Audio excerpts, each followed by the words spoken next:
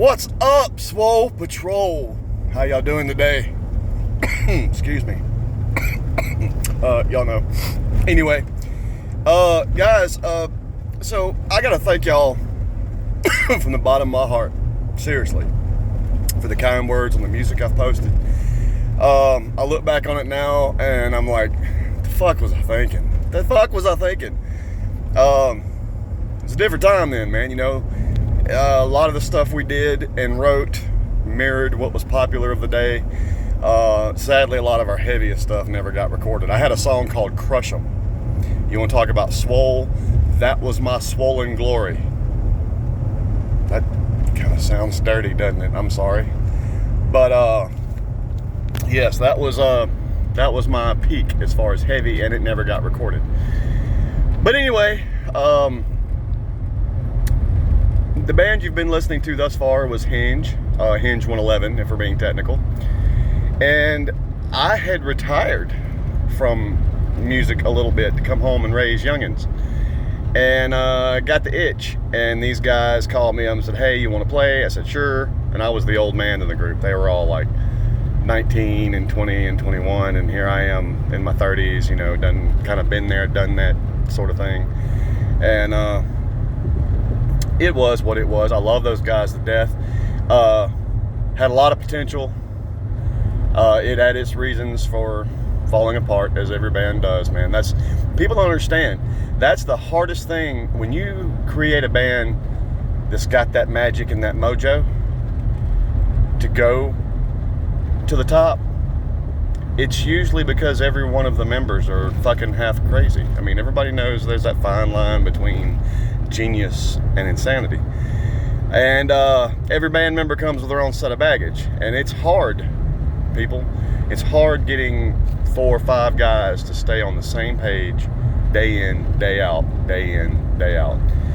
And like any other family, there's going to be squabbles. There's going to be times when either you've practiced too much, spent too much time together, and sometimes you just get the fuck on each other's nerves. That shit just happens. It is what it is. So, with that being said, since we just did our Drake tribute, and guys, thank you so much for the kind, thank you so much for the kind words you gave me and Jocelyn and us in general, and thank those of you that watched it. That was hard, folks. I actually am really glad you didn't see the first take, because it was bad. It was bad. I mean, it was bad enough to where the whole reason I was watching it back was I wasn't going to upload it. I don't think I was going to. It just was too much. And then I realized the fuck up we had made, and we had to do it again. And we held it together better that time by a long shot. And decided to post it anyway. By the way, that tribute being what it was, I'm interested, folks. I actually found some old live recordings by us. Well, I'll put it this way. Live shows that were recorded on somebody's little handheld crap that our speakers distorted and kind of made us sound like shit. Don't think I'm going to post any of that. I mean, you can tell we're slamming, but it sounds like shit.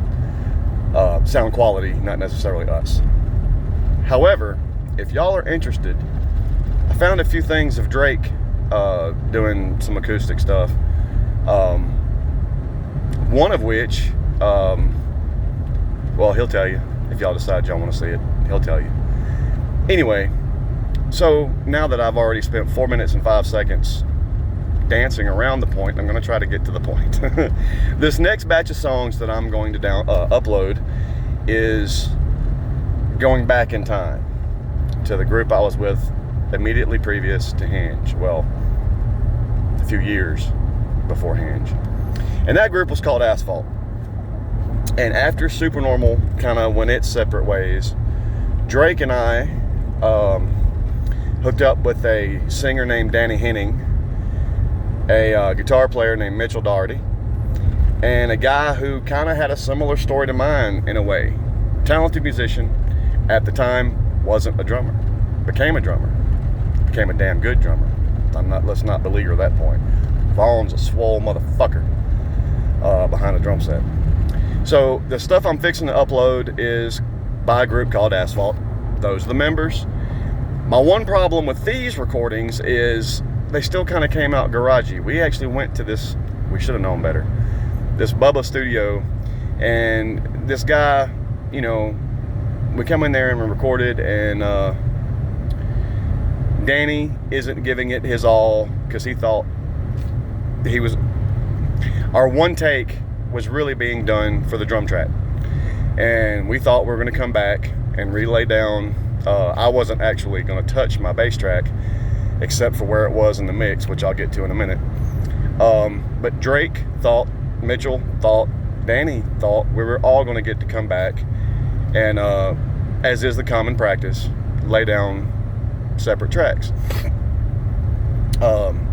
And the guy kind of went poof on us. Just disappeared, never came back.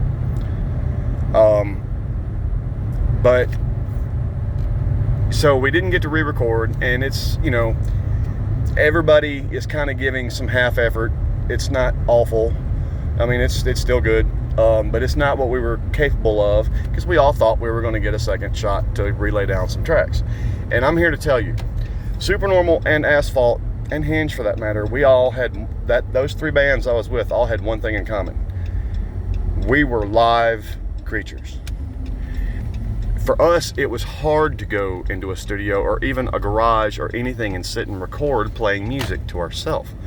We fed off crowd energy. And the more crowd energy we got, the better we got. The more on fire we got, the more swole we got. There's old videos, man, of me fucking bowing up like the Incredible Hulk. It's crazy. But we were live creatures. We were a better live band than we were in a studio, or however we recorded our shit, for sure. So now that I'm rambling again, the guy disappeared and we didn't get to redo any of the tracks. I could live with what's on the tracks, except for the mix. Me being a bass player, I don't like my bass too heavy in the mix. No, I'm not that guy. I'm not the guy that wants to try to outpower everybody. But anybody that knows anything about making a band work, and this doesn't matter if it's a symphonic band, an orchestra, or what, you build from the bottom up. You build from the bottom up. Higher notes and higher instruments cut to the ear quicker than the lower notes. So you build from the bottom up. The strongest thing in your band should be your bass. Not strong as in loud, necessarily. There's a difference. But anyway, yeah, the mix on these, my bass is a little on the weak end, man. The first thing that I'm going to post is called One Life. And it was one of those songs that came together by fucking accident, man. Vaughn was kicking a beat. I started putting something on top of that. Mitchell started putting something on top of that. Drake started putting something on top of that. And before we actually stopped jamming on the riff, the song was born. Danny come in and started singing some stuff on top of it. And before we actually stopped the initial jam that created it, it was written and done. Just like that. I think y'all are gonna like this one, Swole Patrol. This one's kind of a little swole. It'd be a lot better. There's a little middle section where I've got a bass line, and it's not anything extravagant. It's not. It's kind of just a little walk. But it was meant to sound thunderous and swole leading into the next section. If you're listening to it on a phone, you're not even going to hear it, to be honest with you. And that's my biggest regret on that. Now live, I had that shit sounding fat. We let another band come in one time and open for us, and this kid used my rig. I was, to keep us from having to change out shit, I let him use my rig. And everybody kept talking about the band sounded great, but something was missing, something was missing, something was missing. Well, I walked back up there, and of course I reset all my shit back to where I had it, as opposed to where he put it for what they do, and played that first low D. And I looked out and I saw Jocelyn go, oh, there it is. That's what, man, my shit will fill a room. And it's not necessarily it's too loud. You can get it without having to be loud. It's about presence. My point being, now that, again, I'm rambling like a motherfucker today. I'm so happy to fucking talk to somebody besides somebody at work. Anyway, this little middle section, when we played this shit live, I would have fucking rattling the rafters. But in this, if you want to hear it, you're gonna have to listen to it through some speakers. Man, phone's not gonna cut it. Apologize for that. There's other little issues with the mix. The dude tried to lay some weird effects on Danny that didn't quite work. There's some little background ambient playing by Mitchell. Not taken away from Mitchell, but it was at a weird time of the song. It's definitely supposed to be heard in there, but it was like 25 cents too hot, and it just was a little more than it was supposed to be.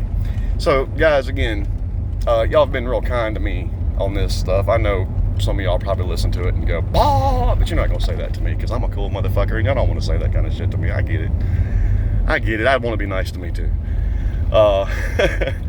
But I am glad that some of you have liked it. But I was just gonna kind of give y'all a heads up on the shift in band. These next things, like I said, that I'm gonna be uploading, I've got 3. One's called One Life, one's called Spellbound, which is mine, and one is called well, it's not ours, it was a cover, but for demo purposes, the popular song at the time was Shine by Collective Soul, and I'm gonna have to tell you, did the fuck out of that song. Those of you that are familiar with that song, there's a middle section where the guitar's been soloing and the band's throwing down, and it all comes to a stop. And then, it breaks back into the song, right? Well, my wife got to where she hated that. That's one of those times where you can start hating the song because she came to all our gigs, and she got so fucking sick of us doing that song. And it was one of those songs we got requested so often, we had to do it, and she just fucking got fucking sick to death of it. So we started trying to break up the monotony. When we'd be in the middle of full blown kicking that song's ass, and it would get to that big stop, and we'd flat go into another song. We might go into 3 or 4 songs, and then just somewhere out of the blue, Vaughn would go cat dun, and we'd go back to the song and close it out. Didn't matter. Jocelyn's still sick of it, but I'm gonna post that on here too. I think it's a cover. But it was, like I said, it was done for demo purposes, and it's funny, and my shit's falling over in the truck. I'm on my way home from work. And it was a motherfucker of a day. It's been 3 motherfuckers of days this week. So, like I said, I'm excited to talk to y'all. Now that I've rambled a lot, I'm going to do these 3.